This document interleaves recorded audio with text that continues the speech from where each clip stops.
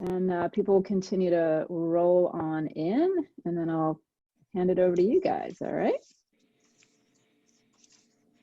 So hello and welcome to Now and Their Asks. This is our weekly conversation series where we pose the questions of our times.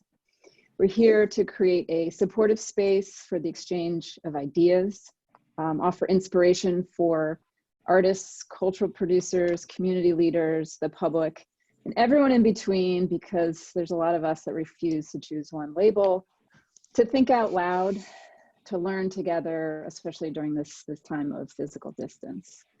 I'm Kate Gilbert. I'm the Executive Director of Now and There, and it is an honor, and I'm super excited to be here with our guests. Nia Evans is the Director of Boston Ujima Project. Hello, Nia. Thanks for joining us. And we've got Steve Lambert, artist and director and co-founder of the Center for Artistic Activism. Hi. As we ask the question, is arts activism enough? Together, we're going to touch on questions like why activism needs both art, why activism needs art, why art needs activism, vice versa. Hopefully share some examples of current COVID-inspired projects, and remind you that it doesn't need to be a grand spectacle to affect change, and how we can work together a little bit more. I'm going to let our panelists talk about their work because it is so all-encompassing, and I don't want to be the talking head, but I will quickly say that Boston Ujima Project is a cooperative economic infrastructure for working class communities of color in Boston. And CAA, Center for Arts Activism, builds, sustains, and develops the field of arts activism. And I think it's globally. Steve, you can check us on that. The format is like it is every week. We start with 30 minutes of conversation between the three of us, mostly you two. I'll be moderating, followed by 30 minutes of dialogue with Mary Liz here. As you're going along, I know all of you are used to the chat. Please throw your comments and other links in there. Also, the Q&A feature at the bottom. If you have questions that you specifically want to ask Steve or Nia, throw them in there, and let us know if you want to ask that question online. I hope you do. We really want to hear your voice. And I think that is all the sort of table setting we need to go through, unless, Mary Liz, I've forgotten anything. I just have one note for folks in the chat. We're glad you're all here. Please set your chat settings to all panelists and attendees so that we can get dialogue going and people can see your comments and you can have discussion as you listen to the panelists. The default is all panelists, which is great because we can see what you have to say, but we want you to set it to all panelists and attendees. Thanks. Thanks, Mary Liz. So I thought we'd start off grounding the conversation in definitions. And we started to talk about this last night. Arts activism, are they separate? Are they together? What are your definitions, and why are you drawn to the two as one, or do you see it as separate? And Nia, can I start with you? Sure. Thank you, Kate. Thank you, Kate. Thank you, Leah. Thank you, Mary Liz, for inviting me to participate in this conversation. Thank you, whoever I might not have mentioned and not met yet at Now and There. I also want to give a quick shout out because she's here in the conversation, Sierra Peters, who's a part of the Ujima team. She's our Arts and Cultural Organizing Fellow. Also, and she's doing communications work for her part-time, and my answer will touch upon that a little bit, and we'll transition into our full-time communications manager in July when her fellowship ends. And also want to give a quick, another quick shout out to Claudia Friedel, who I don't think is here, who is doing the communications work part-time with Sierra. Together, the three of us call our communications team AutoGenerate. So just, it's always really important to me when we're talking about Ujima or the Ujima story publicly, that we really kind of get a sense of the more than one person who is making all of these things happen, even though sometimes there may be one person who's doing the representation. Art and activism, for me, there are a couple of things. One, I'm not great at definitions, but I can talk about, I think, yeah, how my understanding drives how we move in Ujima. And then second, definitely want to say I'm not an artist. And so this is a little bit of what we talked about in prep. But I'm fortunate to be surrounded by artists. About 90% of my friends are artists. And so when I think of art and activism, the question, are they separate? I would say for me, an answer is, unfortunately, sometimes they are, and they shouldn't be. And so one of the things that drives me is the recognition that where they are separate, that we're missing out. So I have had experiences in New York, for example, when I was part of different organizing groups or different kind of issues-oriented groups of people, where I definitely recognized that the work that we were doing would be greatly supplemented if we were in conversation with artists more. And the reason why is because of my intimacy with artists. I believe that I don't romanticize art or artists. I understand the hard work that art is, and the hard work that artists do. I understand the tough environments that artists try to make their work in a lot. And so I think experience in creating something amidst obstacles, amidst barriers, amidst toughness is valuable experience to bring to activism or organizing. And when I think about art or artists, I think about I guess three things: a way of being, a way of seeing, and a way of communicating. And I think about how those three can be different from those of us who have walked different paths in life. And so for me, it's beneficial to bring different ways of seeing, different ways of being, and different ways of communicating into our work. And so that's why, for me, it should be together. Yeah, I agree with almost all of it, except that you're not an artist. I think, that we have these definitions of an artist, and it's like someone that has formal training, and there's all these myths around it. But when we expand the definition of what that means, it's like working creatively. And I think the whole organization that you've put together and the way that you work is creative, and you're bringing like an artful approach to it. And that the term and like these definitions and all the baggage that goes with it, both with the arts and with activism, like have a lot of problems. But what I've said is that these things like naturally go together. They have always gone together. When we look back in our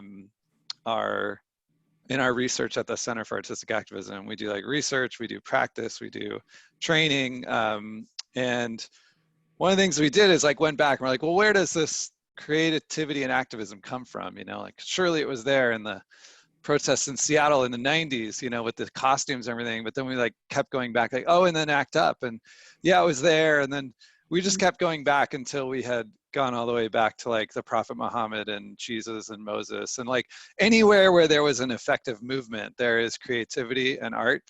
And I've really, over the years, if I'm bitter at all, it's about how much institutions and money and billions of dollars and hours of effort to separate art and activism, to make art seem like it's a separate thing. Like art really needs to be about stuff and relevant to the culture to resonate with people and have any meaning.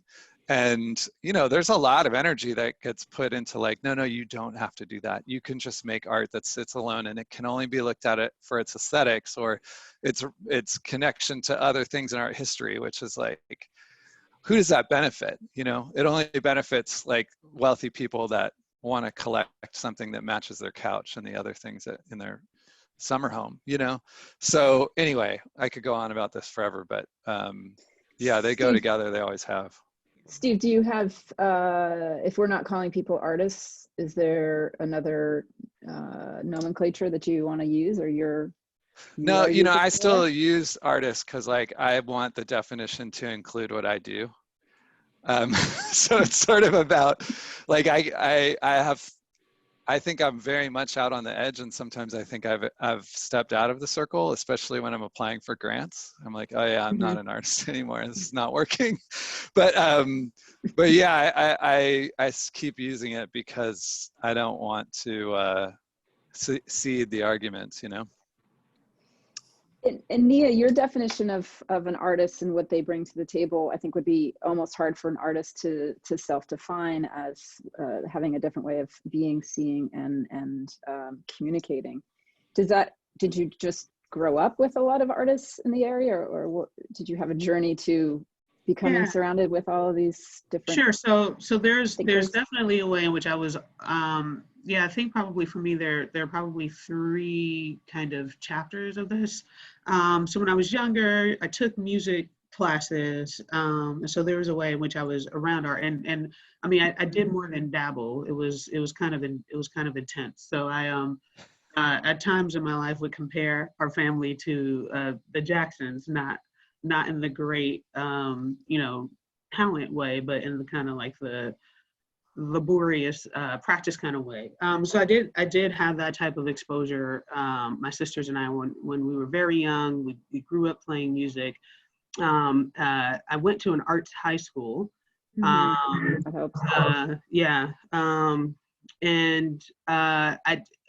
But by the time I was at that, I should say arts focused high school. But by the time I was there, I'd kind of abandoned music and turned to sports. So that was kind of a first and a second chapter. So I guess there was a way in which that the early experience was ingrained in me.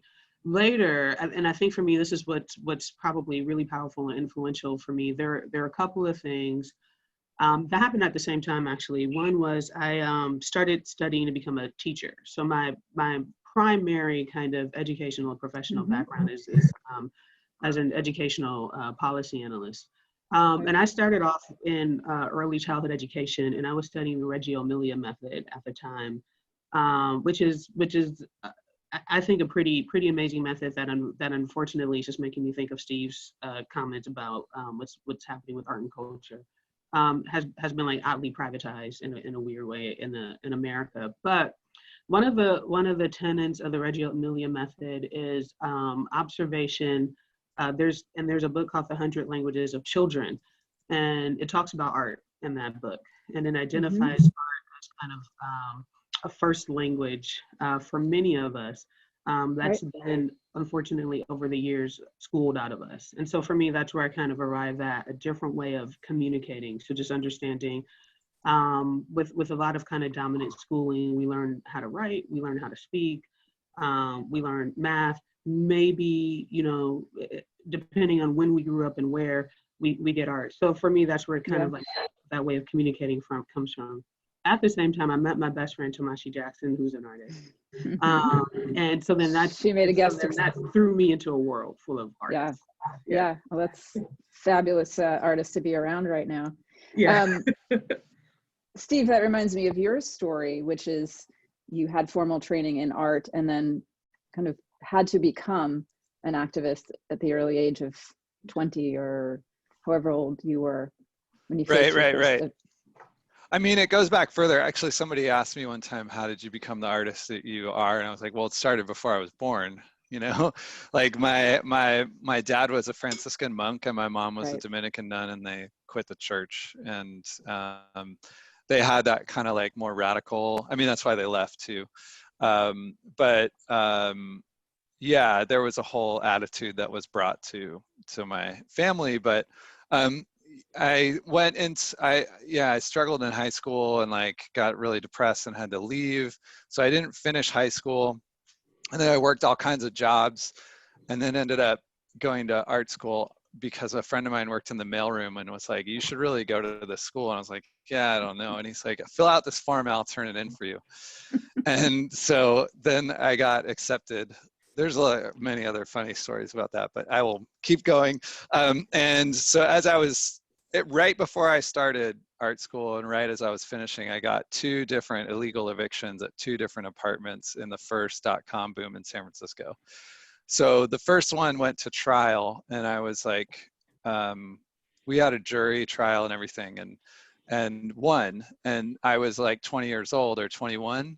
And so I was just like, oh yeah, this is like how life is. You have a jury trial and you win your home back, you know. Not realizing how unusual that was. Hello. And then at the end too, right, as I was graduating, it happened again at a different apartment, and I knew the process at that point. So Yeah. being super young, I just was like, well, I'll just go file these papers at the Superior Court before I head off to the Art Institute. And eventually it became like a real crisis for me of the difference of those worlds, you know, and like how high stakes fighting for my home was, and all the economics and gentrification and all that stuff, and developers and real estate and all that. And then, you know, what was happening was really built to look like a monastery. You know, the architecture of the San Francisco Art Institute is like a monastery, and it's on a hill and it's separate from everything. And I was like, what am I doing? And I actually took the LSAT and thought about becoming an attorney, so that I would have power, you know. And then I realized, like, oh wait, maybe there's a way I can do this through the arts. And I think that's what I've spent the last couple decades, is like figuring out how to bring those together. So jumping to today, from the 90s to today, quick journey. Can you guys both give us a little background on what you're doing in your work, and maybe an example of something that's really resonating for you right now that you'd like to share as an example of arts activism or innovation activism, or whatever term we're calling it today. Steve, you want to go first? Sure. So the first question was what again? A description of CAA, if we haven't already covered that. Yeah, so we started 10 years ago. We're a nonprofit. I am a co-director with a woman named Rebecca Bray, and founded it with a historian and activist named Steve Duncombe. And Rebecca used to be she was in one of our first programs, but then went on to do experience design at the Smithsonian, and then left and came to us, which was quite a coup. And then we have other people that we work with around the world. We've worked in, I'm not sure actually, I want to say 14 or 15 countries on 4 continents. And like, you know, we started out doing a lot of research, and then we started turning that into trainings. And so most recently we're working in the West Balkans, former Yugoslavia, on corruption, anti-corruption, using creativity to fight corruption, the culture of corruption. And then we were doing that same thing in West Africa, Senegal, Guinea, Ghana. And then what was going to happen this summer was an exchange between the West Balkans and West Africa about how each of them are fighting corruption in those regions. Though that trip is I don't know how that's going to happen now. So that's an example of the kind of things that we work on. And we were training people there to to lead trainings on it. So both in the Balkans and West Africa, as we were going back and forth, we started teaching alongside them, which was really cool. Tell me where to go next. And today, something that is there, I mean, this project hasn't yet pivoted to an online platform, but you have started a few, including Free the Vaccine. Right, yeah, so I can show you that. And actually we got this graphic just today that explains it. So I'll share this screen. Does that work for Great. you? Mm-hmm. Okay. So this is a thing that we've got going right now, which is, this is at freethevaccine.org, and it's Free the Vaccine for COVID-19. And what we're trying to do is make sure the testing, treatment, and eventual vaccine for COVID-19 is sustainably priced, meaning that, you know, pharmaceutical companies aren't making ridiculous amounts of money off of a pandemic, available to all. So around the world, whoever needs it most, and free at the point of delivery, so that cost doesn't become an obstacle. And we've got 300 activists organized online in 29 different countries, and we do these weekly meetings and give them missions to accomplish, and using creative methods to work towards these objectives. So that's what we're working on right now. Okay, is this art? You know, does it matter?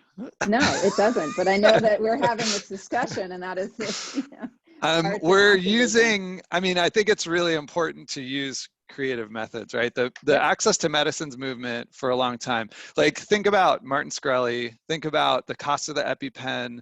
If anyone here has diabetes, like the cost of your diabetes medication, the price increases that have happened. Yeah, over, right?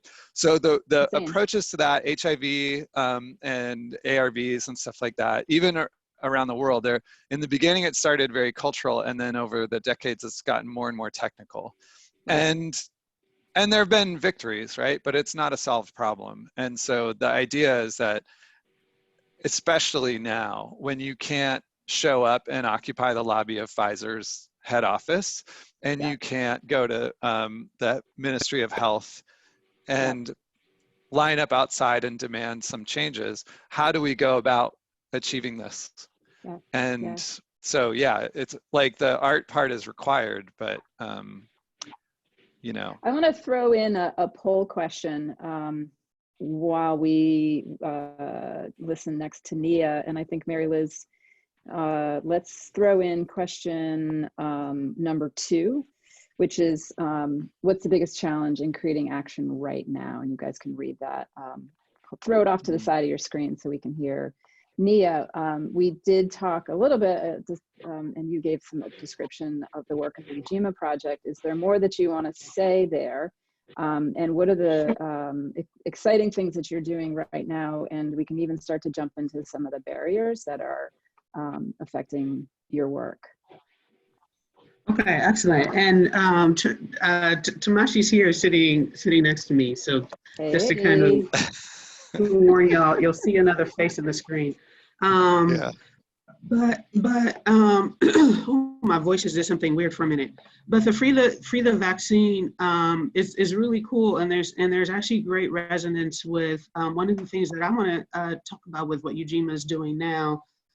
Just to say just a little more about Ujima really quickly. So Kate, you said that it's a cooperative economic infrastructure. Perfect description. Thank you so much. And part of that infrastructure, and one of the things that's so cool about Ujima is we have an investment fund. We're raising $5 million for that fund. We've raised about $2 million so far. We launched it in December 2018. When we launched it, it made history as the nation's first democratically governed investment fund. And that's because our members are the ones who will vote on what we invest in. So that's a departure from traditional processes that determine what we see in our communities, what gets built, what gets created. And so what we're doing is we're taking that decision-making power, we're putting it in the hands of our members, who we are, as you said, explicitly focusing on working class communities of color. So one of the things that we are doing today, that is a response to COVID-19, but that's also, it's illustrative of Ujima's perspective and underlying philosophy is our Necessary Systems Daily campaign. And so the resonance I see is with the weekly missions. So I love that with the free vaccine. So I'll just do a quick share myself, just so you see the homepage. And so here you'll see that our perspective is not unlike many others today, which is basically it's not gone beyond our notice. For example, that some of the responses that we've done in response to this crisis. So for example, the stimulus checks, letting some people out of jail, restoring water in Detroit, rent moratoriums, foreclosure moratoriums. The fact that we were able to do this today shows us we were always able to do this. So the fact that these things haven't happened are not a matter of technical inability or some other practical, it is a matter of just sheer choice and care and value or lack thereof of many of our current leaders, not just Trump, but also thinking of failures at the state and local level. Yeah. And so we've said, you know, this, you see here, it says another system is necessary. This does not have to happen again. And so our aim is to think about what we are able to do now, and the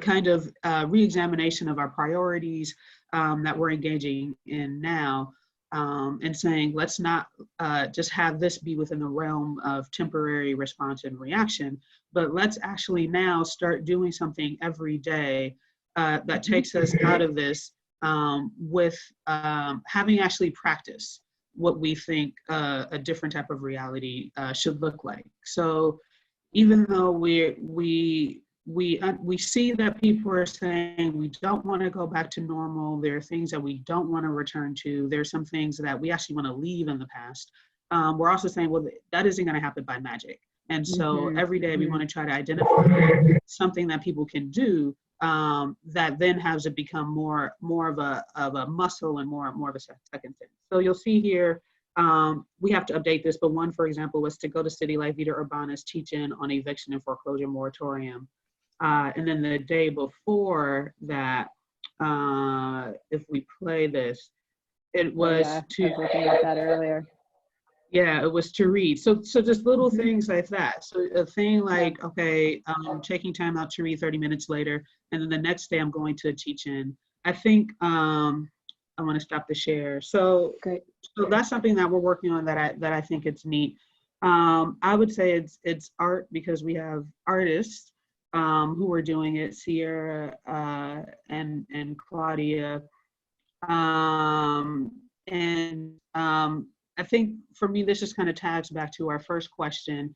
And thinking of weekly actions or daily actions, I also just think of kind of, I definitely know one of our aims is for our work to be perceived more as everyday and as normal. So I think that's the work, that's the organizing that we're doing, which is this is not in a separate box somewhere that's a different part of your life. These things are part of everyday life, and they're normal. Yeah. So that's what we're after. That's great. Can Mary Liz, can you throw up the poll results and the biggest challenge that this group of 74 or 5 people experienced, actually pretty split along the way, is just needing a little more time to process what's going on in the world. And we've heard that in all of the calls. This is, I think, might be the 6th call in this series. But Nia, what you're showing us, that doesn't, I mean, it was a lot of work, I'm sure. But it's a website, and it's not just you, right? So there's a whole team behind you that is looking for great ideas or other events to put it on there. And I'm wondering if both of you can talk to that fear and also that sort of hesitance to move forward, and if you have suggestions for artists and activists and everyone in between. So in these poll results, I see I need time to process, not sure how to engage, and none of these are unsure. That's actually the majority, right? Is like, what do I do? Yeah. And I think that there's a part of how we're taught as artists, or I was taught, like even I think I got a different and maybe slightly better in terms of thinking collaboratively than most art school educations, but still the idea is that, you know, you're, as an artist, you're the sole author, and that when you're working on someone else's project, that's not art, you're a designer, right? Like if you're making stuff for some other objective or for a client, you know, then you're not actually an artist. And that means that as artists, we think that we often, like the default thought when we're not thinking about it is that we got to figure this out, and we have to come up with a whole campaign on our own and figure out not only what to do, but how to do it. And it has to be successful. Otherwise you are a failure as an artist. And that is not how movements work. And it's not how you have to work. And this is like part of this, you know, like I said, this like long history of institutions and lots of money being like, no, you're alone. you work alone, because we can't sell a collective piece, right? Like how do we right, there's anyway. no market.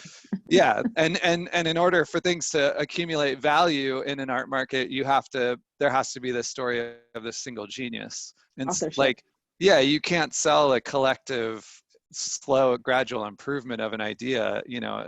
It doesn't even make sense. So anyway, you do not have to figure this out alone. And what I find really, it's just so much easier to like find a group, be like, what are you guys working on?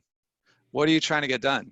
And then figure out ways that you can help them get to that place that they're not thinking of, right? And your skill as an artist is not in this technical stuff, right? Like if you are trained as an artist, if your background as an artist, you know that the technical stuff is kind of easy, right? Like I remember learning figure drawing very young, and the teacher was like, anyone can do this. And I was like, what? You know, because the realistic drawing in charcoal, just when you haven't done it before, seems impossible. But once you do it and you figure out the tricks, you're like, yeah, pretty much. I mean, you know, the difference between really great and anybody is, if you put the work in, is like 5%, right? So anyway, the technical stuff can be learned. It's the way that you think that is actually valuable, and how you might be like, well, why would you do it this way when you could do it this way? That those organizations probably don't have the perspective. And so if you can find a way to collaborate in a way and bring some of those thoughts and be helpful and work together, that's our value as artists. And you don't have to do all the analysis and the strategy and all that stuff, and and determine the goals and the objective and whatever. Like, work in partnership with other people, especially now. It's just easier. Be lazy, you know, like just work with other people. So yeah. Yeah. So oh no, I was just gonna say, definitely. So Steve definitely hit the nail on the head, I think, with talking about collaboration. So even with Necessary Systems Daily, and we have a team working on it. We also have a partnership piece of this where we are actively reaching out to partners to enroll them in the campaign. I would say the second thing that I'm thinking about is also, so I'm just thinking about the response. I'm still trying to process what's going on, and I would say, like, actually kind of honor that processing. And so in this moment, before this moment, after this moment, I would say as an organization, we're always we never feel compelled to talk just to talk. So it's okay for there to be moments when we're not, talking and we're not out there and we're not active and we're not in front of everyone. And so I think definitely it's okay to resist the pressure to feel like one has to have a unique reaction. One of the things that Sierra and Claudia and I have been talking about that I would say probably anyone can do in collaboration or by oneself. And I love Steve's suggestion to get a group together, because one of our partners, Implement Strategic, that's something that they're doing is every Friday, they just kind of invite their peers to say, what are you doing in this moment? And that's their action. But we've been talking about how this moment gets memorialized. And we've been talking about things like journaling and writing things down. And so when I see people who are saying, I'm trying to process this, I think one thing would be thinking of how that processing is happening, because this is definitely undoubtedly a historic moment. So I think what's as important as what we're doing right now is also how we're understanding right now, and also what we, I think, are noting for when we kind of look at this later and we're trying to figure out what happened right now, because there are a lot of crazy things happening right now, for sure. For sure. I want to just recognize that there is this memorialization sort of already starting to happen, and even in the small gestures out on the street, I think the first groups there are the ones that are going to start to become part of this history that then become into the the final whatever it may be. And I think that the more that we can encourage all voices to be part of this, the more that we might get to a just memorialization in the, hopefully it's not next year, years to come. And Mary Liz is on here to tell us it's time to bring in some other voices, speaking of. Yes, and I'm really excited because we have questions ready. Great. The first person I'm gonna tag in to ask a question submitted their question in advance, so they were first in line.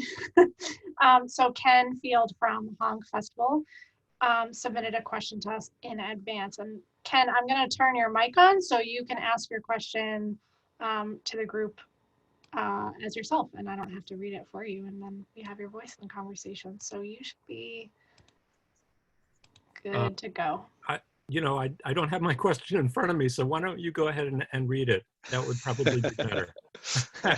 I didn't know I'd be called on.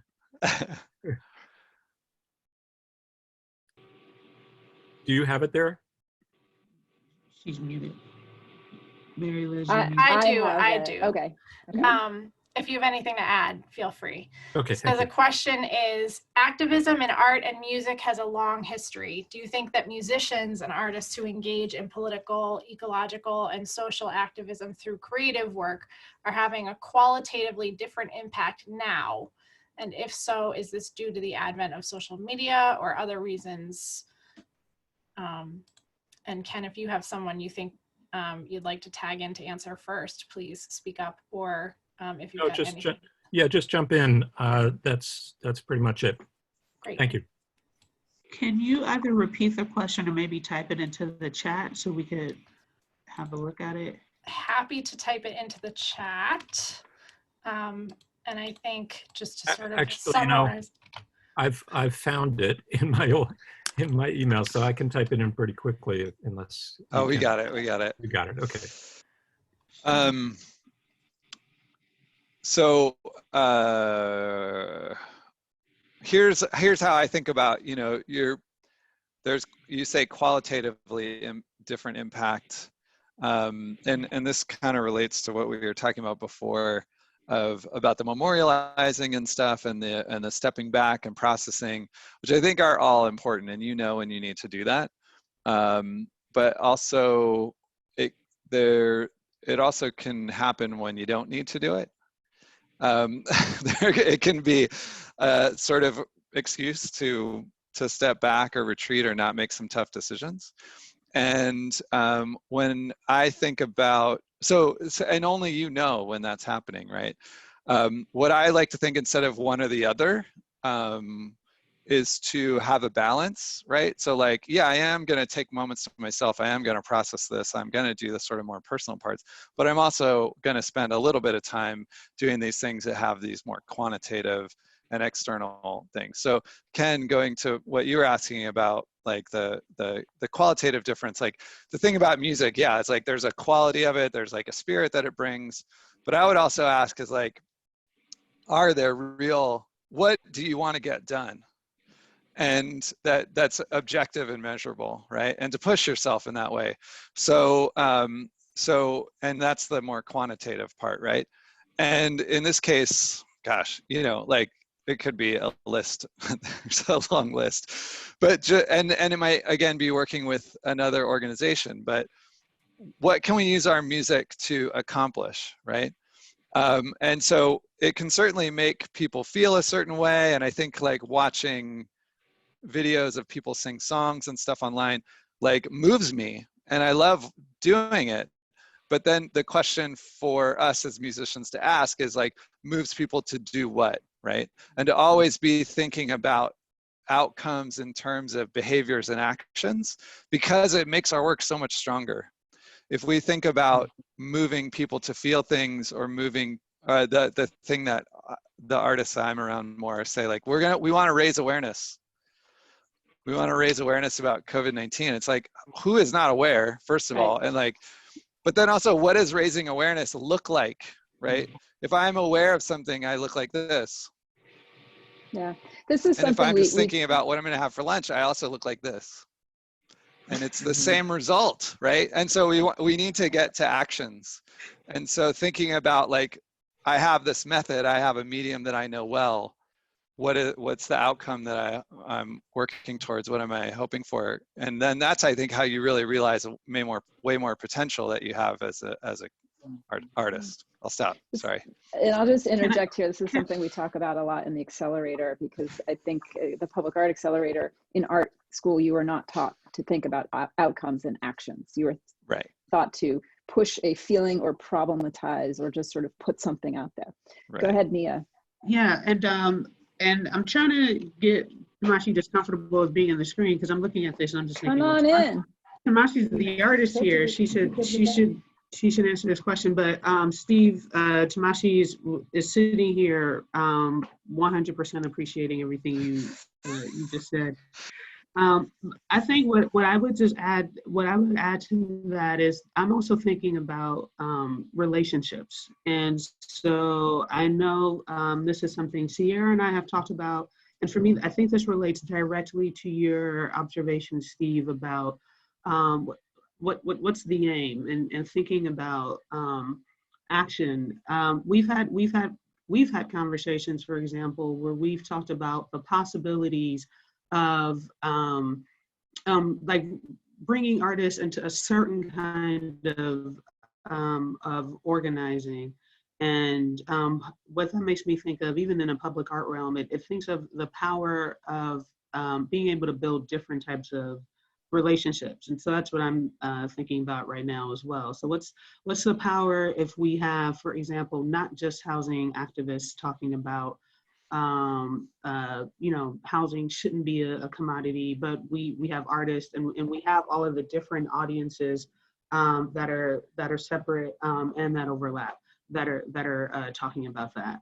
What's the power when we have multiple audiences talking about properly valuing art, for example? And so I think that's a piece that I would add too, which I think makes a difference in an artist's impact or experience right now, is what are the different types of relationships that they are nurturing. We have 3 great questions here right in Q&A, so I'm just gonna go through them as they came in. So the first one's from Daniel DeLuca about data. And Daniel, I'm gonna turn your mic on so you can ask live. Go for it. Yes. Hello, everyone. I was just curious to know more about how the how data you're working with is researched, used, analyzed, and redistributed in your organizations. And are there any key data sources we should all be looking at?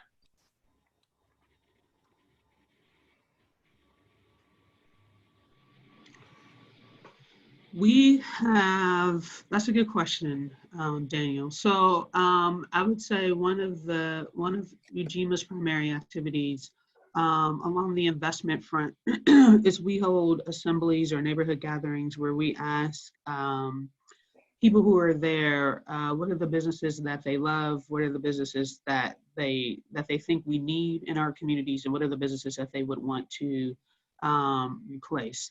So there is a lot of information that we get from that process. From that process, for example, we have an investment candidate list of about 140 businesses. And I think what's interesting about that list is, again, as I said, we're focusing on working class communities of color. A lot of times, narratives about communities of color talk about what communities lack a lot of times, so definitely very deficit oriented. What I loved in kind of reflecting that information back to our members and a wider public was to be able to say, here's a list of 140 businesses that our community members have named that they love. These are assets. This is wealth in our community. This is a richness that we have. So we have that type of data. We're very conscientious about constantly reflecting back to members and to participants in our events what they've said to us. We've asked about housing security because City Light Vida Urbana is one of our anchor grassroots partners. So we've asked whether you're a homeowner or a renter, do you feel secure and insecure in your housing? Right now with our businesses, we're asking them what types of resources they're trying to access for their businesses and what their what their success has been in accessing their resources. We're also doing in-reach with our members and asking them what their needs are right now, how they're doing. So we get a lot of actually pretty personal, qualitative information from members and participants that we do our best to reflect back and figure out how Ujima can be responsive, and if we can't be responsive, if we have relationships with other people or groups that can be. And we don't really have data in that way. We have like resources, we have teaching resources that we've collected over time and share, and it's mostly like our lessons and interviews that we've done with artistic activists, and then we just share them on our website. But I would just say that it's another advantage of working with organizations that specialize in this stuff. So we're working with we're working with Universities Allied for Essential Medicines, and they're the pros on this, and they have chapters around the world. And there's a lot of things, like I can speak at a certain level of depth to it, and then as soon as anyone asks like a follow-up question, I'm like, you know what, I'm going to get you in touch with Anmal, and Anmal can answer your question. And so it's that thing of like collaboration and bringing different kinds of expertise. Same with the corruption stuff, you know, like my expertise lies in the cultural part and how we deal with it and coming up with creative ways of fighting corruption. But how corruption works in any one of those nations is like not my field, and that's why we work together. Great, yeah, thank you. Yeah. Great question, Daniel. We have another great question. I love this question from Amelia because it has to do with first steps and things that you can share from your personal experience. So Amelia, I am putting you on the line and you should be good to ask your question. That was kind of sort of it, I guess, but like maybe to rephrase from my side of it. My question was about like next first steps for artists and people who might not consider themselves artists. Like, what's something that we can do to reach out to potential collaborators, like an accessible next thing that we could do, like after we log off of the call, to reach out. And this is related to like feelings of isolation that I've been having and that I've been hearing from a lot of people, and overwhelmed too, and lack of energy. Yeah. You're not alone. I have something for you, which is a talk that I gave a couple years ago, and I knew it was going to be in front of an audience of people that were like more professional and less activists. And I was like, I think the thing I kept saying is like, I'm here to recruit you. I want you to start doing this. And so towards the end of the talk is like a list of, all right, here's what you can do. So I'll paste that link into the chat. But what I would say, and I think if I remember right, what I said there was like, you should sort of shop around and like volunteer for some organizations, start working with them, and think about it like you would if you were looking for a good therapist. Like not every therapist is going to be right for you, or a gym or something. Like there's a lot of different kinds of gyms, and some might work with you and some might not.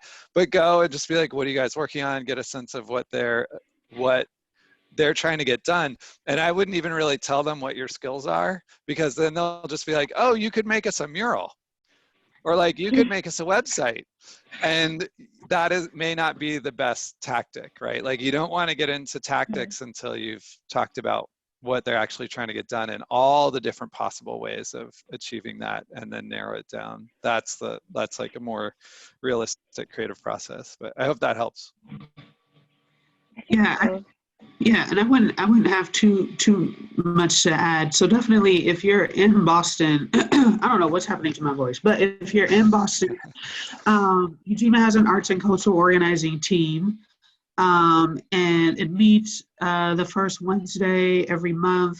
Right now, it would be meeting on Zoom, but it's set up right now to kind of be an incubator for artists. But it's also designed for the people who are part of the team to help create it, and then when we're able to meet in person again, we'll be meeting in person and on Zoom. And then I would just say, yeah, similarly, if you're not in Boston, definitely just kind of doubling down on the recommendation to check out some groups, think about volunteering, and just kind of think about just volunteering as a person, just to underscore Steve's point, and not to try to throw yourself into work first, but to make sure it's a good fit for you. Yeah. Thanks, Amelia. Thank you. So our next question comes from Cecily. And it has to do with sort of this balance between activist art that existed before this pandemic that was activating people on certain topics, and you know, what the balance is now between activist art in response to the pandemic and not. So Cecily, you should be all set to sort of get into your question more specifically. Yeah, go ahead. Okay, so yeah, just as people, you know, everyone is so preoccupied and worried and overwhelmed with the pandemic, and it's so present in the news cycle. How do you think activist art that's about issues that don't really necessarily relate to the pandemic, like plastic in the environment or climate change, how can those projects stay relevant and keep momentum?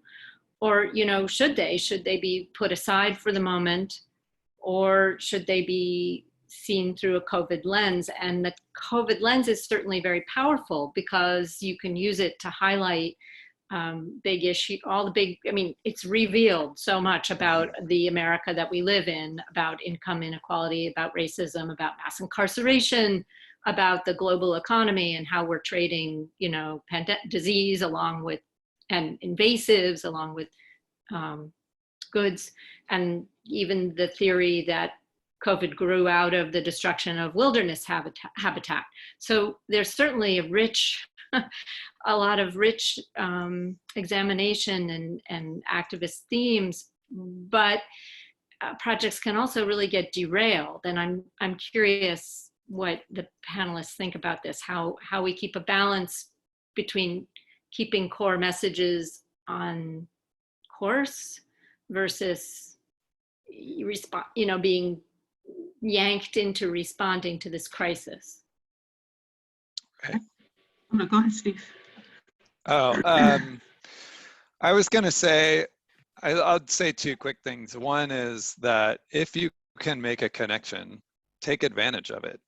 You know, there is an urgency right now, right. And I think, you know, yeah, use it. As you say, you know, it's revealed so many of these things and created a sense of duty, and I think a lot of people. So far in our work, like the corruption stuff, at first those activists were like, well, what do we do now? You know, like this is the obsession. And I'm like, this is when corruption happens. You know, when all this there's going to be so much money moved around so quickly that this issue still is very relevant, you know. And so I haven't had many things that seem completely unrelated and difficult to talk about. But the last thing I'll say is that, you know, the way that I think about this free the vaccine thing is if like we can build momentum with this, it doesn't just apply to the COVID vaccine. It applies to all medications and big pharma's like use of public funds and taking of public funds and then selling us back things that we already paid for with tax dollars, right? That's very apparent with this medicine, but you know, that has these larger ramifications to a health system that people were already questioning more than ever this last year. And so that if we can win this, then that hopefully that momentum can go into other issues that are less and less related. So, you know, maybe it's like a surfing metaphor or something, like you just have to ride the wave and then figure out where you can take it, you know?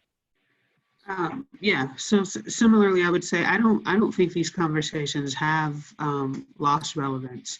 And so I would say, as Steve is saying, for lack of a better word, there's an opportunity for these conversations. So what we've found, for example, is the conversation that we've been having which has been, we need to do business differently, linking up with our grassroots partners to talk about affordable housing and living wage and employee ownership in co-ops, for example, and talking about the racial wealth gap and talking about poverty and income inequality. So for us, we don't have to convince anyone anymore. So that is what's happening for us in this moment. Is there's a part of this conversation, or there's a certain type of conversation that we don't have to have right now. And so what we think is our responsibility right now is to be able to say, okay, I think most of us, it won't ever be all of us, but most of us are on the same page right now. What we're not necessarily on the same page about is now what. And so that's now our conversation, is to kind of convince you that our sense of now what should be one of the things, not the only thing. And so, yeah, I would say, definitely say these conversations have not lost relevance. As I was saying earlier, we have an investment fund that we want members to vote on. We also want regular people to invest in that fund. We've had our funders asking, like, surely things must be different. Surely you're not still thinking you're going to raise $5 million, for example. And what we've been seeing is from institutional investors, yes, the calculus has changed a bit. What's been interesting is it's not changed the calculus for individual investors. So we have a committee of Black investors, for example, who we were very pleasantly surprised when they said, actually, this time is showing us no one cares about us. No one is going to take care of us. No one is going to look out for us.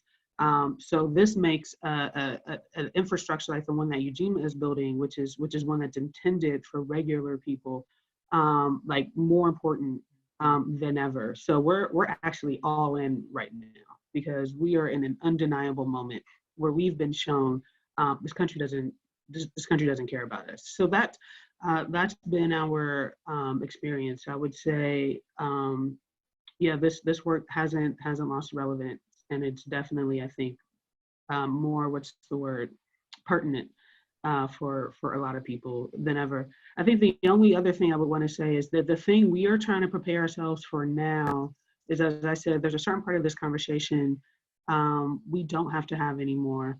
I believe Steve touched upon this in his comments. I think it's also important for us to and not just responding to COVID-19, understanding we can't be short-sighted. So our work is about thinking long-term. Our work is about thinking beyond the moment. And what I would say we're also preparing for, which is we've seen this pattern, is we all feel a certain way now. When things go back to normal, so to speak, we do forget.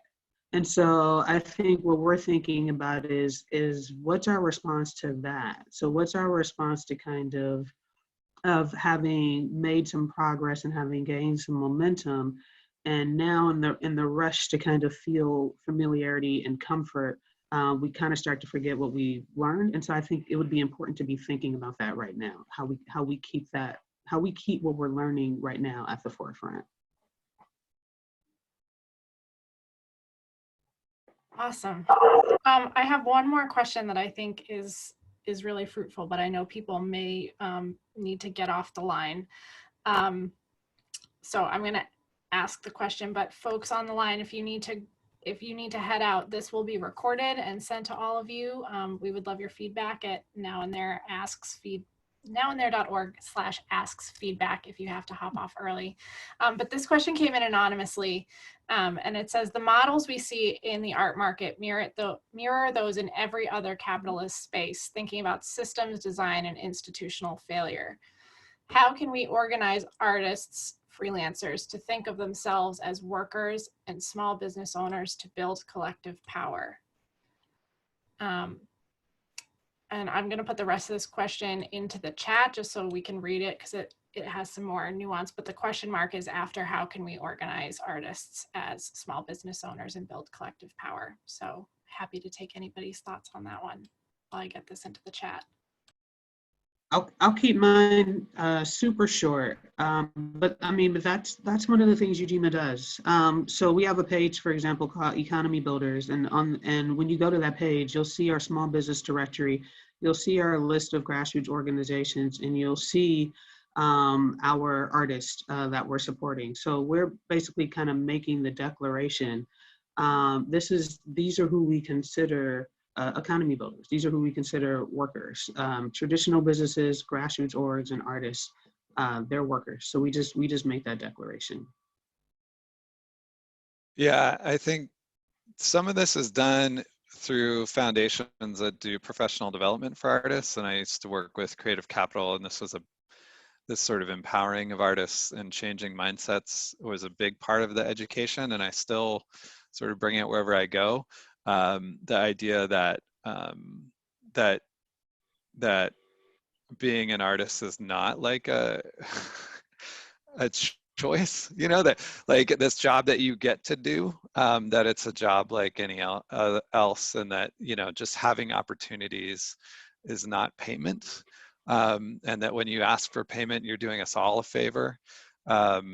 Things like that, you know, like just sort of changing how comfortable people are asserting themselves around this.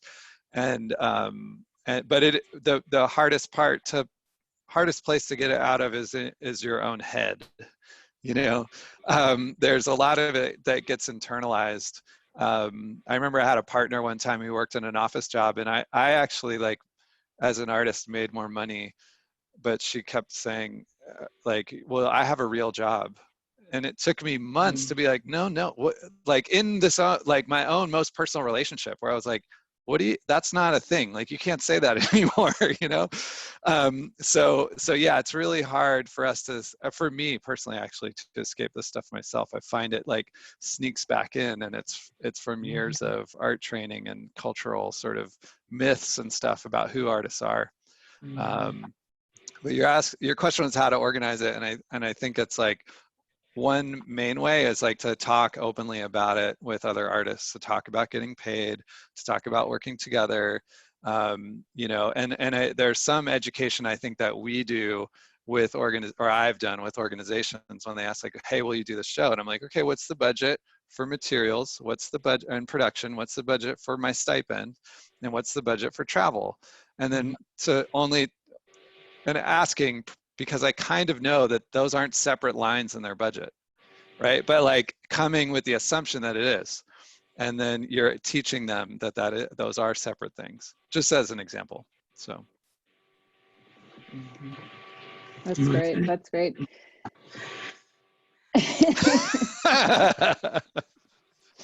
I think there are three things that I am taking away from this call as an artist and cultural producer, and that is first, to just banish this idea of sole authorship, and you know, that I have to, or you know, an individual has to do it on their own, to just show up.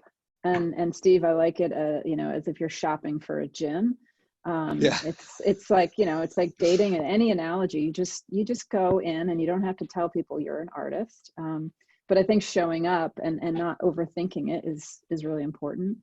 And then, yeah, to Cecily's question, if all systems are exposed right now, and so yes, use this to your advantage.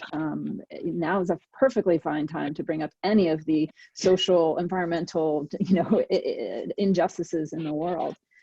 I want to thank you guys for this conversation. I think it could go on for another half an hour, but I know we all have to eat lunch and other things. Sometimes we continue the conversation on a live Instagram or Facebook. So if either of you are up for that at another time, let us know. I want to, as always, thank the Boston Foundation and NIFA's Fund for the Arts for the ongoing support of Now and There. Unrestricted funds always make us, allow us to do series like this that come out of crisis. Thank you for joining us today, all of you on the chat. As Mary Liz said, there's a survey. We want to know if this is helpful. This is the 6th in 8.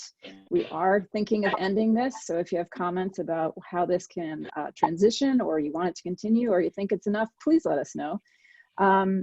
Next week, same time, same place, we are going to come back full circle to our first question, and we're going to have special guest Paul Ramirez-Jonas. Some of you might remember he was the artist behind Public Trust that Now and There brought here in 2016. And we have Juma Crawford. He's yeah, Paul PRJ on the line next Friday. And Juma Crawford, he's the president of the Lewis Family Foundation.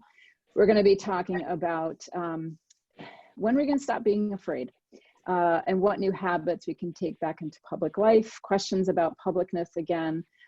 Who is the public and how are we part of it? And that might be the Friday before Boston or Massachusetts reopen. So I think it'll be a timely topic.